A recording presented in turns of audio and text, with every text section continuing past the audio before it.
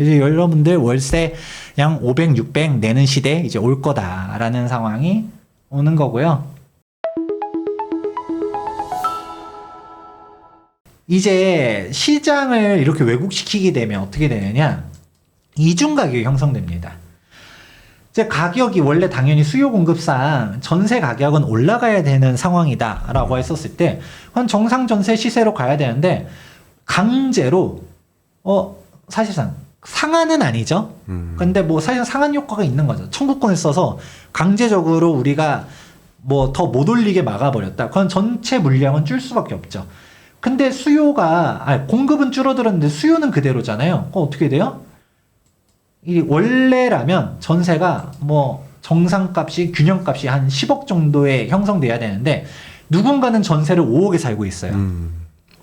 그러면 누군가는 전세를 15억에 살아야 되는 현상이 나타난다라는 것이죠. 그렇죠. 왜냐면 전체 물량은 똑같아. 근데 누구는 시장 가격보다도 더 싸게 5억의 갱년갱신 청구권을 썼어. 그건 누군가는 남은 전세에서 들어갈 수밖에 없기 때문에 이제 결국 수요 공급상의 이런 전세 미스매칭이 발생하게 되고, 그러면 이제 임대인들도 불만이 더 커져요.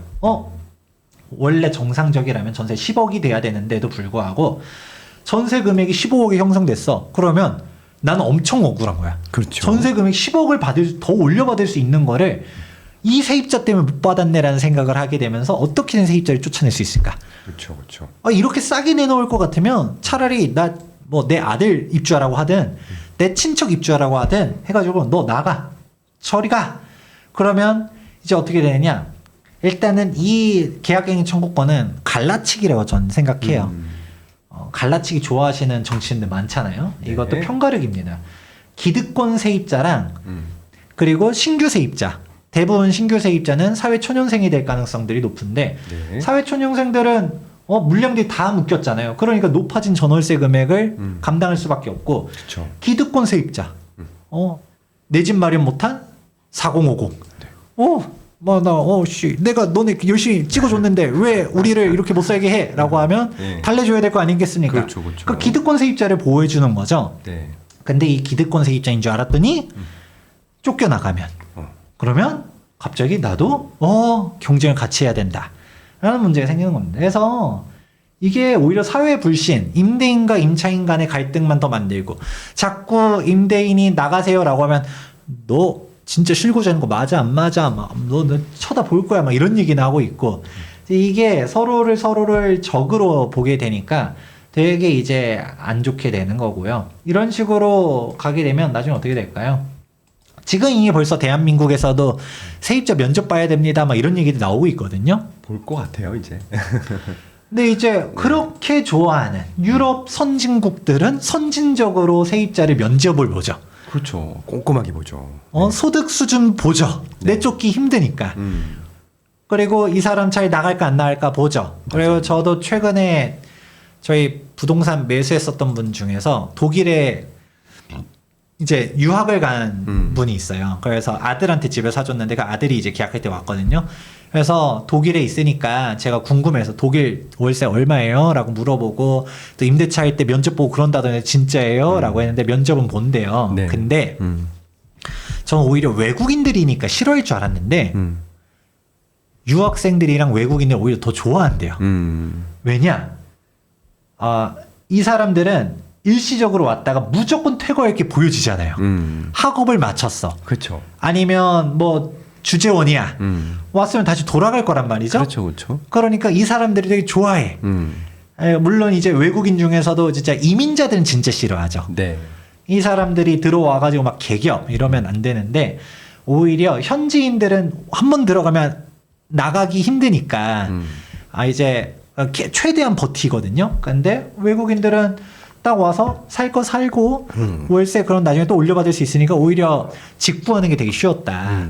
근데 진짜 다른 친구들 이제 독일에 있지만 이제 다른 독일 지방에서 이제 대학 때문에 올라온 친구들은 월세 구하기 너무 힘들어 한다라는 얘기들도 많이 하고, 왜냐면 여기서 학업 끝나고서 버틸 수 있으니까 지방을 안 내려가고 그래 버린다는 얘기들도 하는데, 한국도 뭐 그렇게 가지 말란 법 없죠. 프랑스, 독일처럼 우리 선진국 사례 그렇게 좋아하면 면접 보고 이제 그렇게 가는 거 아니겠습니까? 그렇죠. 이 식으로 가는 거고 이제 또 이제 이런 식으로 쭉쭉쭉 계약갱신 청구권 올라갈 수 있는 건데 또 중요한 거 전월세 상한제랑 계약갱신 청구권제는 세입자를 보호하는 정책이라고 볼 수 있어요. 근데 여기 위에 임대차 신고제는 네. 세입자랑 뭔 상관이 있어요? 임대차 신고제를 한다 해서 세입자한테 뭐 더 좋아지는 게 있어요? 임대차 신고제가 원래 포함돼서 임대차 3법인데 사실 임대차 2법이라고 부르는 사람들도 많잖아요. 네. 전월세 상한제 계약갱신 청구권제가 정말 핵폭탄 같았으니까. 근데 왜 3법이냐? 신고제가 들어갔는데 근데 사실 이거를 그동안 계속 과태료 유예를 했었어요. 이제 신고제는 도입해 놓고 유예했는데 그럼 이 신고제를 이제 언제부터? 2025년도 6월 달부터 이제 과태료 부과를 들어가게 됩니다. 그러면 왜 그랬을까를 생각해 보면 이 임대차 신고를 왜 의무화해야 하느냐? 이거는 임대인들을 때려잡으려고 하는 거예요. 우리가 임대차에서도 과세를 하려고 하는데 임대 신고가 제대로 안 돼 있는 사람들이 워낙 많잖아요. 네. 그러니까 이 데이터를 로우 데이터를 이제 잡아내는 거죠. A주택, B주택, C주택 들고 있는데 임대를 놓고 있는지 안 놓고 있는지를 신고 자료들이 쌓여야지 이제 그걸로 가지고서 과세를 하지 않겠습니까? 그런 식으로 하니까 아까 앞에 있었던 거랑 시너지라는 거죠. 2026년도부터는 뭐라고 했어요? 2주택자도 전세 간주인들을 과세하겠다 했잖아요. 네. 그러면 이제 임주택, 2주택 전세를 놓고 있는지 안 놓고 있는지 확인해야겠죠. 그러니까 이제 임대차 신고 무조건 해라. 안 내놓으면 신고 안 하면 과태료 때리겠다. 이거는 국가를 위해서 하는 거예요. 세금 더 그렇죠, 얻으려고. 그렇죠. 네, 당연히 그렇죠. 증세 정책입니다. 네. 이제 그렇게 가는 거고요. 이제 그런 식으로 규제 쪽으로 이제 점점점 가고 있는데 더 공포스러운 거. 이제 앞으로는 전세자금 대출까지도 규제를 할 겁니다. 네. 저는 이게 진짜 쇼크라고 보는데 이거는 힌트를 얻을 수 있어요. 이미 2025년도 3월 달에 더불어민주당 20대 민생위제 발표에서 많은 사항들이 있었었고 그때 많이 이슈됐었던 게 임대차 10년 이게 논란이 됐었던 건데 사실 그 내용들 중에 다른 것들도 많았습니다. 표현 자체가 전세대도 정상화인데 우리 최상욱 대표님께서 역시 최상욱 대표님 역시도 이번에 박사 논문 통과하지 않았습니까? 네. 박주면 의원 멘토 되셨다고 두 번째 멘토. 네. 개인적으로는 잘 지내요. 저희 네. 이번 결혼식에서도 오셨죠. 예. 그러고 이제 역시 투미 TV에도 나와서도 의견을 들었었는데 이거는 절대 저격이 아니라 그냥 그 의견인 거죠. 네. 의견이 뭐냐? 사실 실제로 저는 이게 뭐 옳다 그르다를 떠나서 전세 제도가 문제다라고 보는 사람들이 되게 많고 근데 전세 제도 자체가 나쁘다라고 얘기해 버리면 다 월세 살라는 겁니까? 라고 되잖아요. 그러니까 그렇게는 차마 얘기하기 뭐하니까 전세자금 대출이 문제다라고 말하시는 분들이 꽤 많아요. 그래서 얘기가 결국은 DSR 도입해야 된다 얘기하잖아요. 근데 여기서 말하는 DSR이 저는 맨 처음에는 전세자금 대출 받으려는 세입자한테 DSR을 적용하겠다는 건가? 라고 생각했더니 집주인한테 DSR을 도입하겠대요. 대출로 간주하겠다는 거잖아요. 주담대 대출로 간주하겠다. 우리가 DSR 규제가 결국 뭐예요? 총부채 상환 비율을 갖다 계산하는 거라서 내가 다른데 뭐 대출 10억이 있었어. 그러면 다른 데 대출 받기 어려운데 그전에는 진짜 대출만 따졌지만 야 전세 보증금도 부채 아니냐? 네. 이것도 부채니까 DSR에 계산해버려라. 그러면 내가 전세를 놓고 있었어. 그건 대출 못 받는 거나 다름없거든요. 네. 그렇게 되는 사항이 있고요. 그리고 또 우리 역시 결혼식 같이 와주신 한문도 교수님. 네. 한문도 교수님은 저희 아버지랑도 이제 매우 친하십니다. 그래서 저도 이제 같이 사람 되게 좋습니다. 네. 그런데 우리 여기도 멘트가 너무 세요. 전세 대출 제도 개혁을 통한 주거복지 헌법 정신 실현. 와, 헌법 정신 실현까지. 그래도 한문도 교수님은 그래도 살짝 순한 맛이에요. 전세 자금 대출을 이제 앞으로 없애야 되는데 당장 하면 너무 시장의 충격이 크니까 순차적으로 줄이는 식으로 갑시다. 라는 식으로. 그래서 저희 투미티 왔을 때도 뭐 얘기해서 뭐 이제 나는 시장에 충격을 주겠다는 얘기가 아니다. 안정적으로 가기 위해서인 거다라고 했을 때 저는 뭐 그 말은 맞다라고 뭐 생각은 합니다. 그러니까 전세 자금 대출이 뭐 거품이다라 했을 때 이거를 서서히 빼야 된다라고 보는 거고 오히려 앞에 전세 DSR을 걸어버리는 이제 전세를 놓으면 나는 이제 집을 대출받아 못 사겠네. 전세 다 팔아서 이제 전세 없애버리고 가야겠다가 되는 거고. 근데 이거에 대해서는 이제 민생 이제 20선에서 있었지만 이미 국토교통부 공식 보도 자료에서도 나와 있습니다. 이제 관계부처 합동이니까 기재부니 뭐니 이제 다 이제 그쵸. 어느 정도 기재부가 인재가 취합해서 했겠지. 된 건데 6.7 부동산 대책에서 우리가 공급 맹탕이다 얘기만 했었지만 사실 이슈됐었던 것 중 하나가 바로 전세자금 대출 보증 규모를 줄이겠다. 이게 또 이슈였거든요. 2억으로 일어나 했습니다. 그래 버리니까 예전에는 어디 3억도 있고 2억도 있고 했는데 이제 2억이야 그 이상 받지 마 라고 해버리는 거죠. 집이 있는 사람들. 네. 그런 식으로 갔었고 또 FAQ를 살펴보게 되면 전세대출 DSR 도입 계획 DSR 나왔죠. 그러니까 아직은 구체적인 시행 시기는 안 나왔지만 네. 종합적으로 고려해서 시행 시기와 방식 등은 결정해 나가겠다. 즉 하겠다는 얘기죠. 그러니까 이제는 전세자금 대출 규제 앞으로 나올 것이다 라고 보시면 되고요. 네. 그리고 수도권에 한해서는 보증비율 기준의 90%였던 게 80%를 또 축소했습니다. 그러니까 이제 월세 가속화하는 거고 지금 특히 빌라 시장 같은 경우는 이게 보증보험 가입 요건을 못 맞춘 전세가 너무 많아요. 전세 시세가 빠졌는데 매매 금액은 더 빠져가지고 전세 네. 누가 2억에 들어올 생각이 있어. 세입자도 들어올 생각이 있고 임대인도 그렇게 놓을 생각이 있어. 근데 이거 보증보험이 축소되니까 예를 들어 한 1.8억부터는 전세보증보험 가입이 돼. 네. 이런 식으로 막 허그해서 얘기하는 거예요. 그러면 요즘 하도 빌라는 전세 사기니 뭐니 사고가 많이 터지다 보니까 무서워서 안 들어가잖아요. 네. 그러니까 이제 금액 낮춰주세요라고 하는데 지금 이 2억 전세도 진짜 분통 터지는데 여기서 더 낮춰달라고 이제 그러니까 전세 안 나! 월세 돌릴 거야 이런 식으로 가면서 특히 지금 비아파트 월세화가 어마어마하게 막 빠릅니다. 지금 비아파트 같은 경우는 이미 전체 전월세 거래 건수를 보다 보면 이제 월세 거래량이 과반수를 넘겼다라는 기사도 뜨지 않았습니까? 그런 식으로 가면서 이제 월세화가 되는 거죠. 그나마 아파트 같은 경우는 전세 비중이 그래도 높았었지만 이제는 갭 투자도 막고 아까 말한 앞서서 수많은 사항들이 다 중첩되게 되면 누가 전세를 놓으려고 할 것인가 생각할 수밖에 없습니다. 그러면 이제 결론이 나오는 건데 전세를 악마화해서 얻을 수 있는 게 무엇인가를 곰곰이 생각해 봐야 돼요. 그러니까 전세를 악마화하는 이유는 딱 하나입니다. 전세 때문에 집값이 많이 올라갔다. 우리가 정상 집값이 한 20억이라고 칠게요. 20억이 돼야 되는 게 정상인데 지금 막 펌핑돼서 30억이 돼버렸어. 근데 이렇게 30억이 된 이유는 전세가 한 15억씩은 받쳐주는 거야. 그래 버리면 갭 투자하기가 훨씬 수월해지는 거죠. 네. 원래는 현금 20억이 있어야 살 수 있는 집을 15억 가지고서도 살 수 있어 버리니까 30억이 유지되는 거다. 그렇죠. 아까 말했듯이 전세라는 거를 우리는 자꾸 외국인들은 한국 사람들은 뭐 천사입니까? 왜 이렇게 싸게 뭐 월세도 안 받고 전세를 내주는 겁니까? 무이자 사실상 그냥 월세 없이 그냥 빌려주는 거잖아요. 그걸 왜 그렇게 해줄까라고 해보니까 한국인들이 이해하는 거죠. 이제 대출을 받는 것보다 대출을 받으면 원리금 부담이 되게 센데 전세는 뭐 무이자잖아. 그쵸. 라는 개념으로 들어오는 거죠.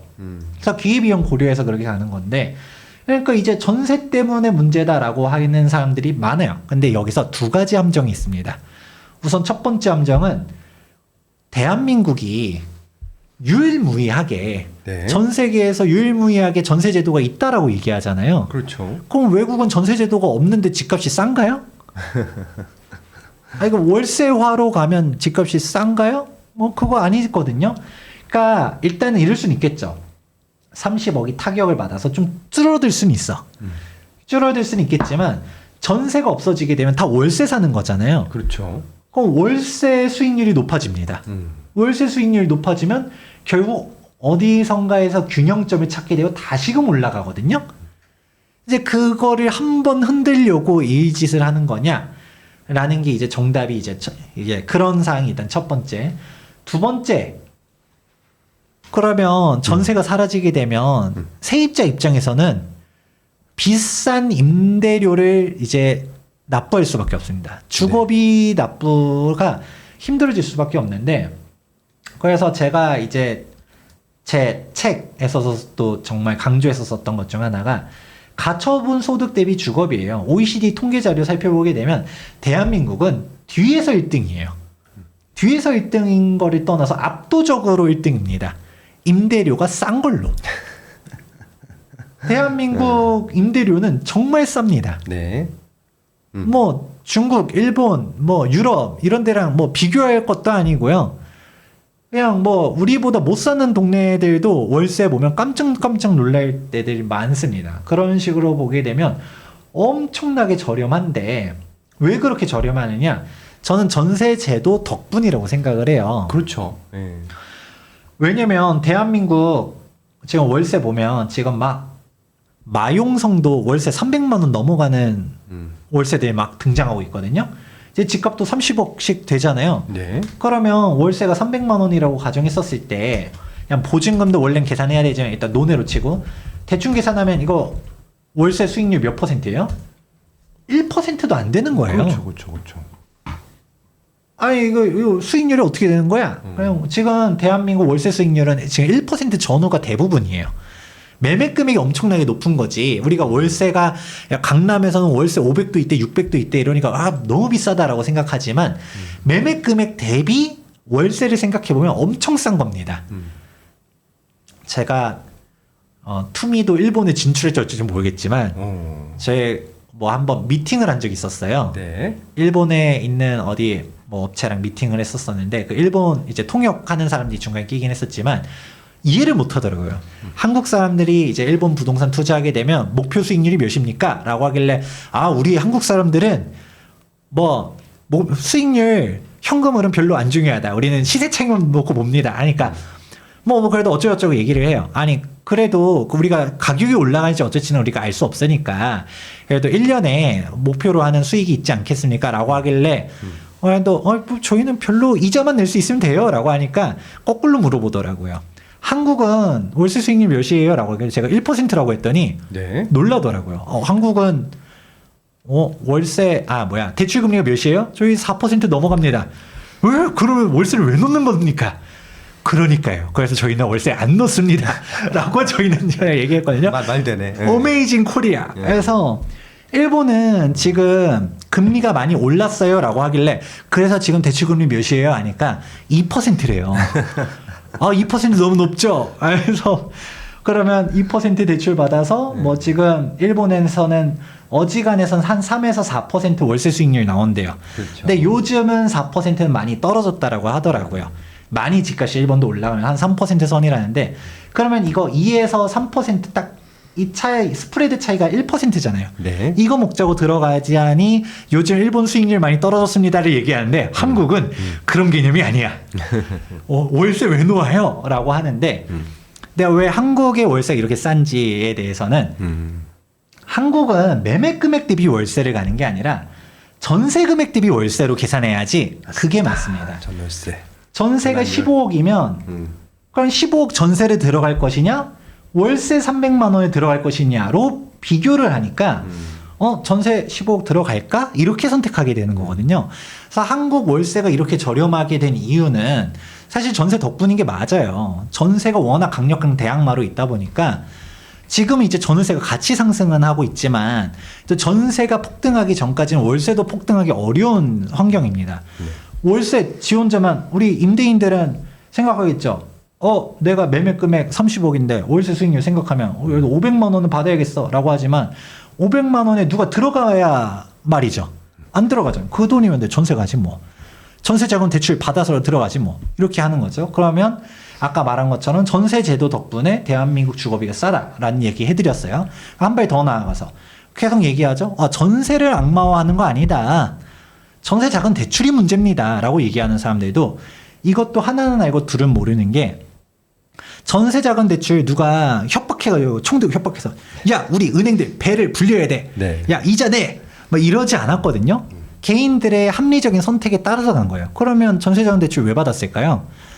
그냥 월세 생으로 들어가는 것보다 전세 자금 대출 받아가지고 전세 들어가서 내가 은행에다 이자 내는 게 더 싸니까 들어간 거란 말이죠. 그러면 전세를 더 펌핑해서 올라가는데 역할은 했을 수도 있어요. 그거를 부정하진 않겠습니다. 근데 적어도 이런 금융에 대한 레버리지를 일으킴으로 인해서 월세를 더 억누르는 데는 효과가 있었던 거거든요. 그렇게 생각해보면 결국은 우리가 모두 다 현실적인 합리적인 선택을 해서 이렇게까지 온 건데 전세자금대출 그래요 좋아요 뭐 없앴다 쳐요. 전세자금대출 이제 앞으로 0 전세 놓으면 무조건 뭐 이제 DSR 규제할 거고 다 뭐 세금 더 걷을 거고 전세는 나쁜 거야 막 이런 식으로 가요. 이제 어떻게 될까요? 전세를 누가 놓겠어요? 아무도 그렇죠. 안 놀라 그랬지. 그럼 이제 우리 OECD 평균 좋아하잖아요. 안 좋은 거를 좀 낮추는 걸로 가야 되는데 제일 좋은 것도 좀 평균을 높이는 거 아닐까. 그러면 대한민국의 월세화가 어마어마하게 빠르게 되면서 네. 월세 가격이 엄청나게 올라갈 것이다. OECD 평균으로 가는 거죠. 이제 여러분들 월세 양 500, 600 내는 시대 이제 올 거다라는 상황이 오는 거고요.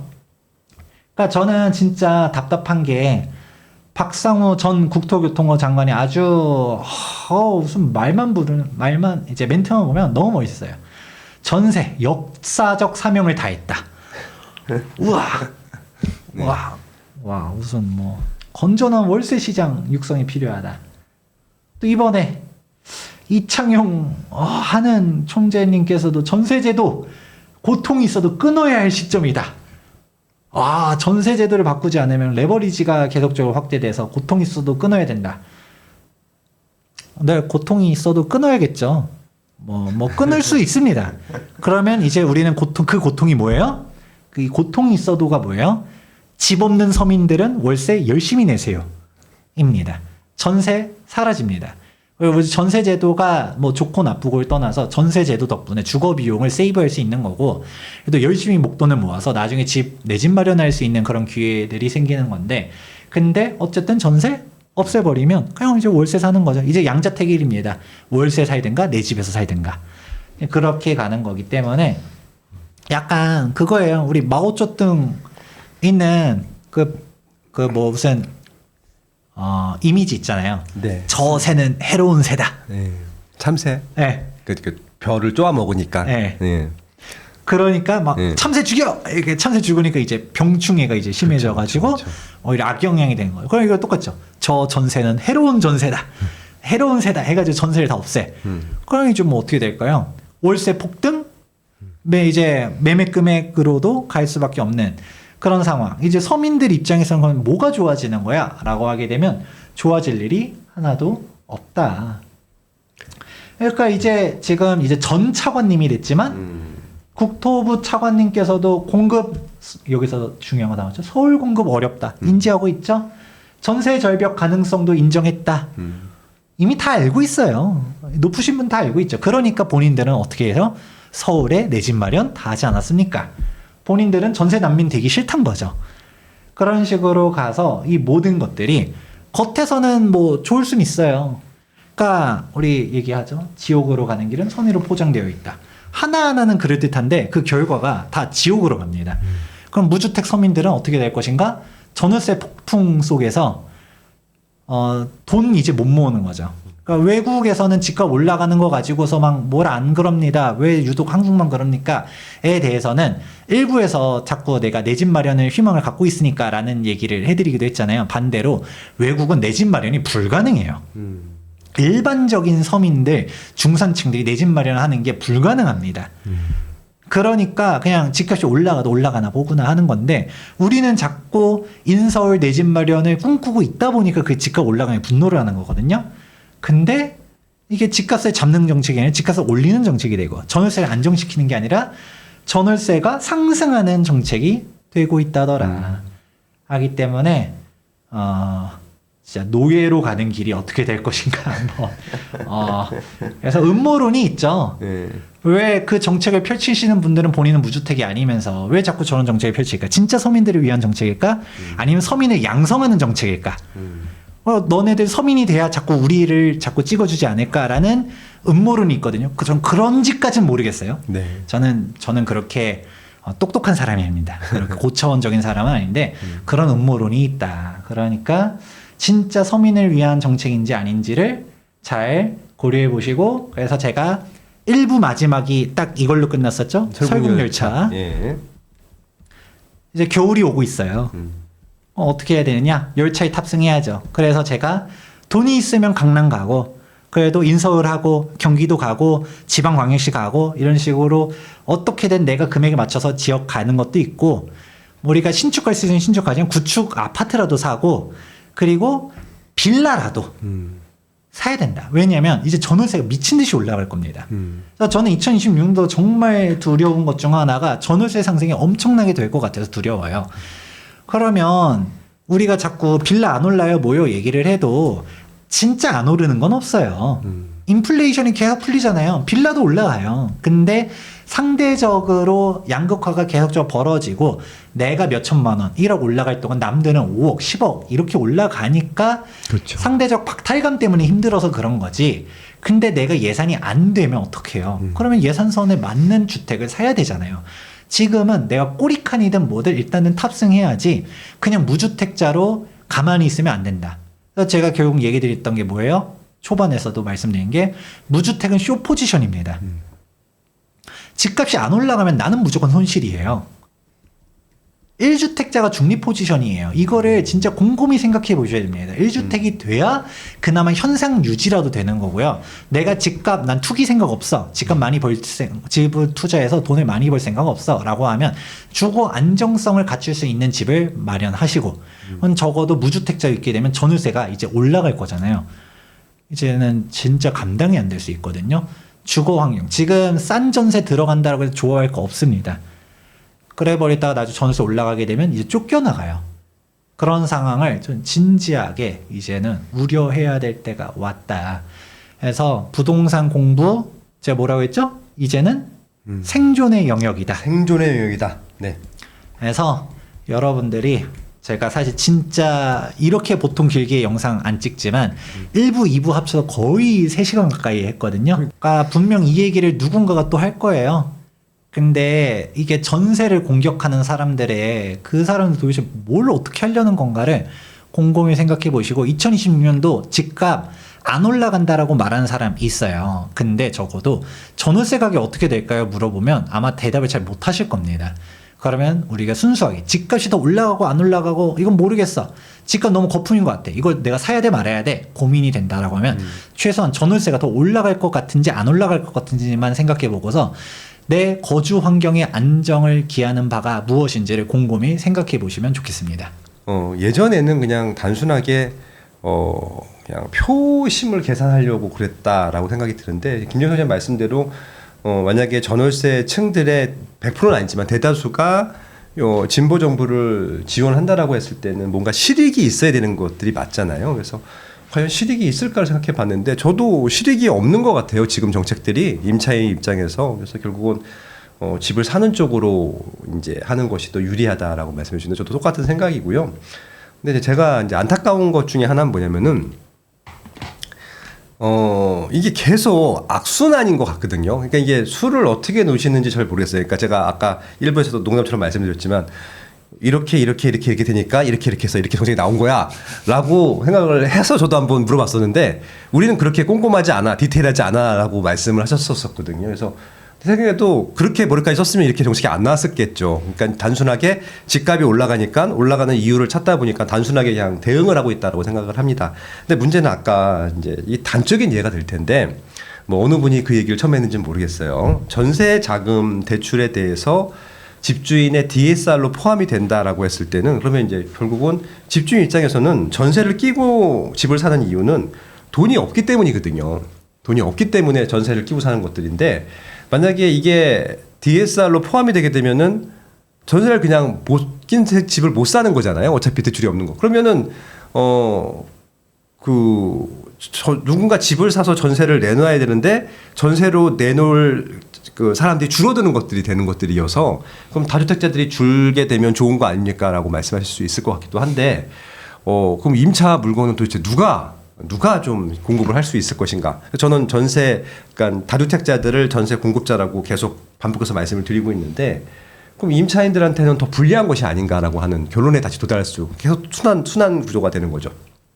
그러니까 지금 하고 있는 행동 하나하나가 모두가 다 전세입자를 없애는 거예요. 그러니까 전세를 공급하는 사람들을 없애는 정책들이어서 그냥 그 하나하나가 안타까울 수밖에 없을 것 같고 전세라는 제도가 없어지진 못해요. 이게 법적으로 아예 그냥 그 불법 행위로 해서 전세를 하게 되면 불법입니다. 무조건 월세를 넣으셔야 됩니다. 라고 해도 안 없어질 것 같아요. 제 생각에는. 왜냐면 다 돌려줄 것 같아. 그래서 아무튼 이 전세라고 하는 제도는 유지가 될 텐데 김용 선생님 말씀대로 올라갈 것이 그냥 명확광하거든요. 그냥 올라가는 게 확정이 돼 있기 때문에. 근데 뭐 전세 올라가는 것은 어쩔 수 없다고 쳐. 근데 중요한 건 뭐냐면은 월세가 올라가는 것들이 문제일 텐데 여러분들 이거 하나만 좀 생각해 보시면 좋을 것 같아요. 제가 이것도 늘 반문을 드리는 말씀 중에 하나인데 전세자금 대출을 우리가 얼마까지 받을 수 있죠? 얼마 총? 많이 받아봤자. 그러니까 우리가 100억짜리 전세 들어갈 수 있잖아요. 예를 들어서 뭡니까? 나인홀 한 놈이 100억이야 전세가. 진짜 저 100억 거래됐거든요. 대출을 얼마큼 받을 수 있죠? 전세자금 대출을? 똑같죠? 예. 2억. 예, 뭐 2억, 4억, 5억, 6억 이거 이렇게 못 올라가거든요. 지금은 이제 투자자금 같은 경우는 아예 대출이 안 나오겠죠. 거기는 금액대가 넘어가기 때문에. 그러니까 난 이게 이제 예전에 평균 주택 가격이 뭐 6억, 9억 이럴 때는 이게 의미가 있었거든요. 전세 가격이 전세자금 대출을 많이 해서 전세 금액이 올라가게 되면은 매매 가격에 영향을 준다. 이 논리가 맞는데 지금은 아까 말씀하신 대로 15억이거든요. 15억인데 15억짜리 주택의 전세가 얼마일 것 같아요? 50%안 되거든요. 그러니까 이게 무슨 얘기냐면은 전세자금 대출로 전세금이 올라간다 하더라도 그게 6억 원 이하, 9억 원 이하 주택에서나 해당되는 일이지 우리 평균 가격이 그러니까 그 15억이 넘어간 시장에서는 아무 의미 없거든요. 아무 의미. 그러니까 지방은 아직 또 효과가 있겠지. 규제하는 것들이. 근데 서울 같은 경우는 전세자금 대출을 규제하는 것이 부동산 시장 안정화, 매매 시장 안정화에 1도 도움이 안 되고 아무 문제도 없고 연관관계가 없다는 얘기죠. 상관관계가 없다는 말씀을 드리고 싶은 겁니다. 그래서 지금 아까도 몇몇 그 부동산 전문가, 보통 이제 하락 카테고리에 있는 전문가 분들이죠. 그분들이 얘기하는 게 이런 거잖아요. 근데 이미 시세가 올라버린 시장에서는 의미가 없다는 말씀도 좀 덧보태 드리면서 아무튼 좀 마무리하고자 합니다. 누구도 가르쳐 주지 않지만 꼭 해야 하는 일. 나에게 가장 가까이 있지만 멀게만 느껴지는 일. 남들보다 빠르게 시작하는 것이 유리한 일. 내가 하고 있는 일은 내 집 마련과 투자입니다. 교통망, 상가, 입지, 세금, 청약. 나는 이 모든 일을 스마트 튜브 경제 아카데미에서 시작하고 있습니다. 스마트 튜브 경제 아카데미.